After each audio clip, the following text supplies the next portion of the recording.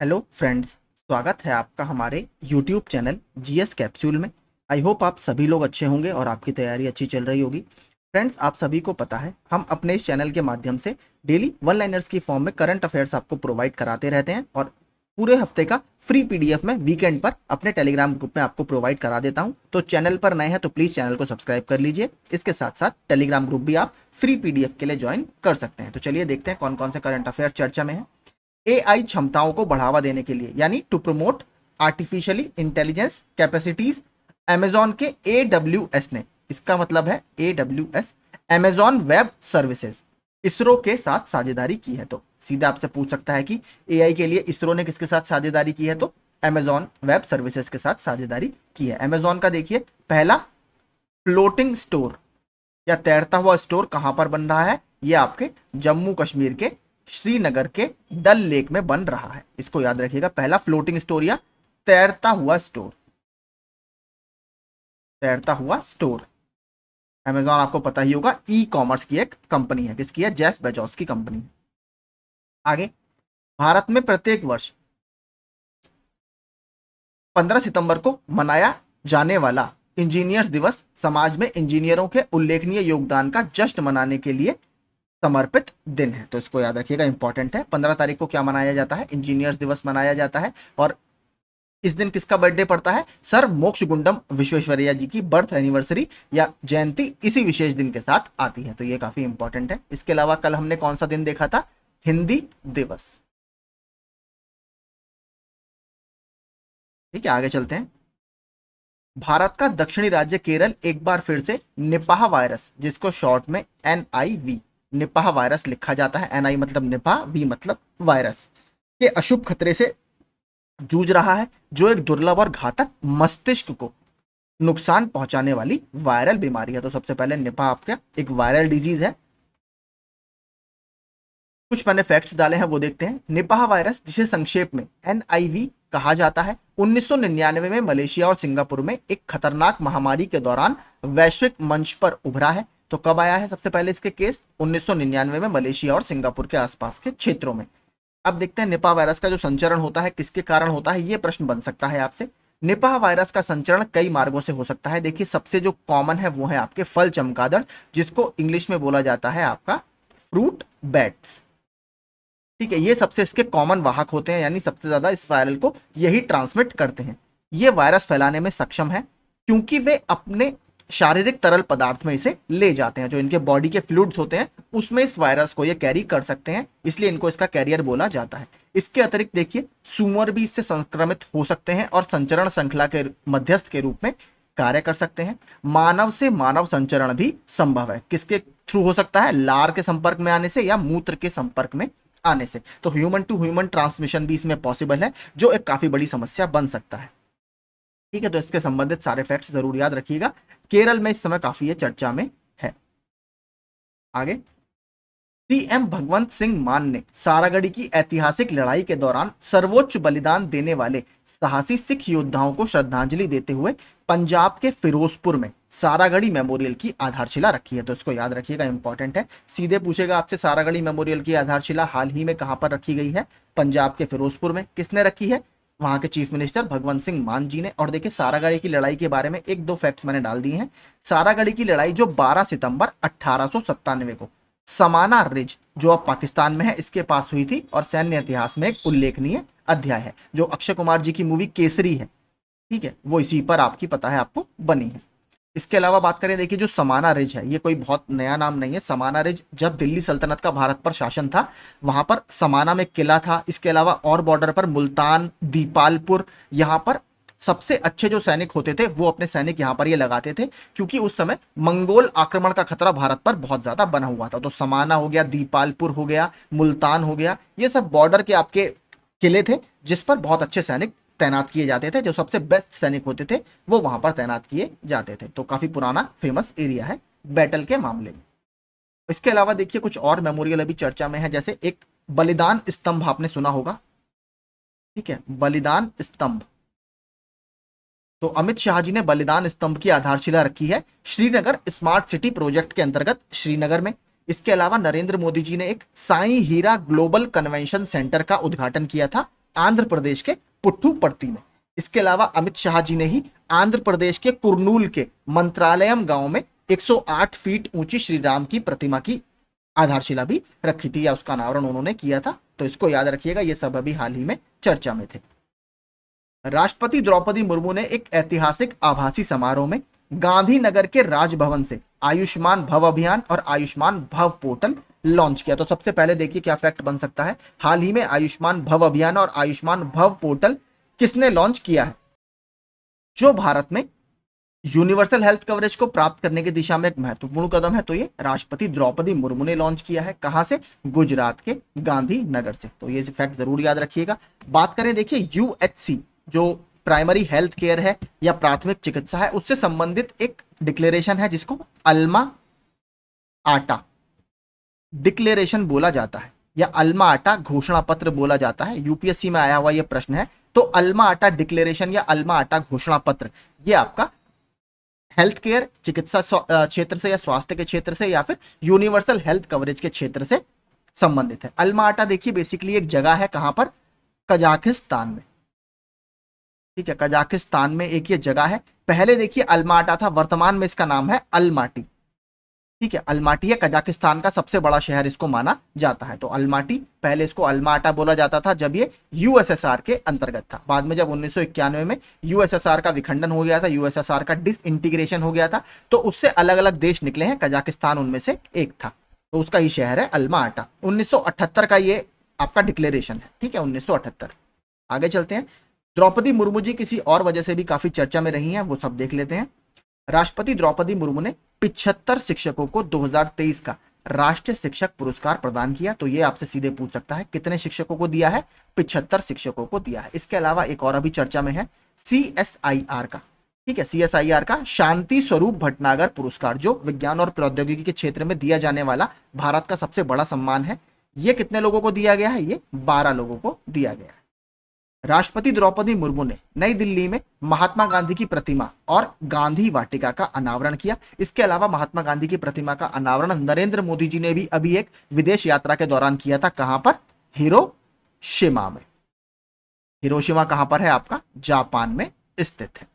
ठीक है, जहां पर द्वितीय विश्व युद्ध के दौरान परमाणु बम गिराया गया था, हिरोशिमा और नागासाकी। तो वहीं पर अहिंसा के प्रतीक महात्मा गांधी जी की एक प्रतिमा का अनावरण नरेंद्र मोदी ने किया, राष्ट्रपति मुर्मू जी ने नई दिल्ली में किया है। राष्ट्रपति मुर्मू ने कोलकाता के हुगली नदी के तट पर उन्नत युद्धपोत विंध्यगिरी को लॉन्च किया। तो मैंने आपको उस दिन बताया था, ये प्रोजेक्ट 17A एक भारतीय नौसेना का एक प्रोजेक्ट है, प्रोजेक्ट 17A। उसके तहत 7 फ्राइगेट या युद्धपोत बनाने की बात की गई थी। ये उस सीरीज का 6ठा युद्धपोत था। ये कहां से लॉन्च किया गया था? ये वेस्ट बंगाल के कोलकाता से लॉन्च किया है। किसने बनाया है? GRSE garden reach ship builders engineer ने इसको बनाया है। इसके अलावा इस प्रोजेक्ट का अंतिम युद्धपोत 7वां, उसका नाम है महेंद्रगिरी। वो जगदीप धनखड़ जी की वाइफ ने मुंबई के डॉकयार्ड से लॉन्च किया। उसको किसने बनाया है? उसको बनाया है MDL ने, Mazagon dockyard ship builders limited ने उसको बनाया है। उसको भी याद रखिएगा। वो मुंबई से लॉन्च हुआ है, महेंद्रगिरी नाम है, ये विंध्यगिरी नाम है। विंध्यगिरी नाम हमने कहां से लिया है? कर्नाटक की एक पहाड़ी के नाम पर इसका नाम रखा गया है।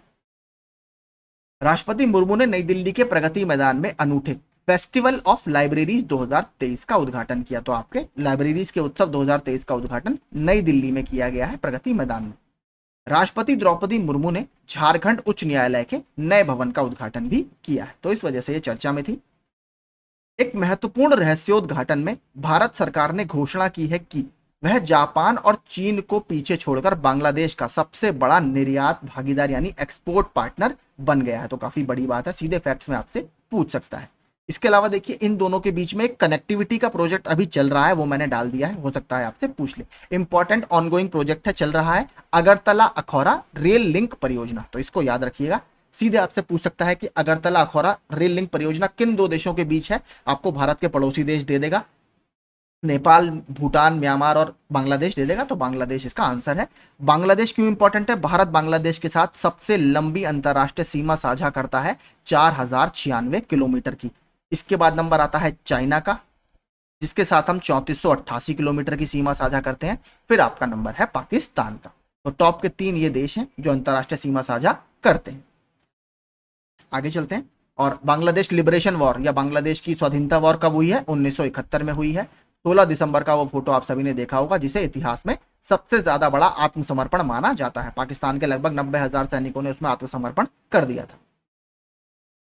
नेटो शीत युद्ध के बाद अपना सबसे बड़ा सैन्य अभ्यास स्टेडफास्ट डिफेंडर, ठीक है, इंग्लिश में भी आपसे पूछ सकता है, स्टेडफास्ट डिफेंडर, ठीक है। सबसे पहले स्टेडफास्ट डिफेंडर किसका एक सैन्य अभ्यास है? नेटो का अभ्यास है। इसको आयोजित करने के लिए तैयार है। देखिए सबसे बड़ा सैन्य अभ्यास होने वाला है, जिसमें 500 से 700 हवाई मिशन होंगे, 50 प्लस जहाज होंगे और 41,000 सैनिक इसमें शामिल होंगे। अभी हाल ही में नेटो का मेंबर कौन बना था?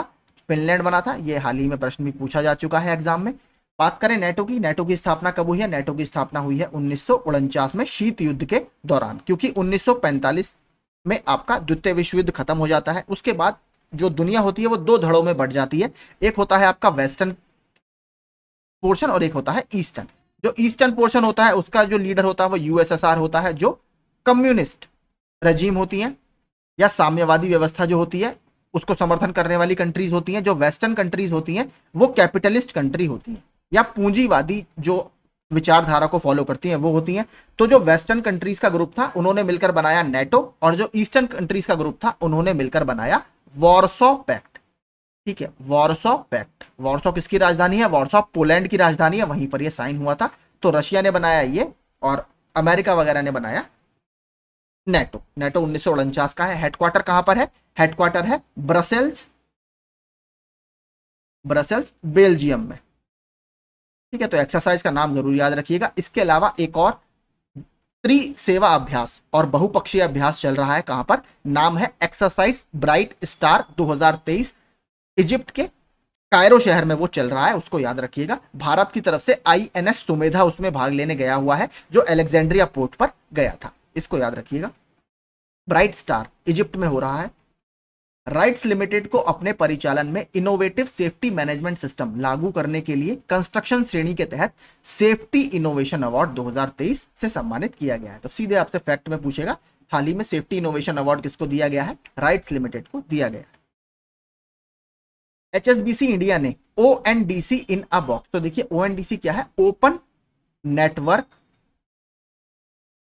डेटा कॉमर्स, ठीक है। और ये ऐसा करने वाला भारत का पहला विदेशी बैंक है, इसलिए मैंने डाला है। तो open network data commerce launch करने वाला पहला विदेशी बैंक ये बन गया है, तो इसको याद रखिएगा। इसके अलावा कुछ बैंकिंग और बीमा क्षेत्र में दो सुविधाएं अभी हाल ही में शुरू की गई हैं। एयू स्मॉल फाइनेंस बैंक ने जीनिथ मेटल क्रेडिट कार्ड लॉन्च किया है, तो मेटल क्रेडिट कार्ड अभी काफी लगातार चर्चा में है।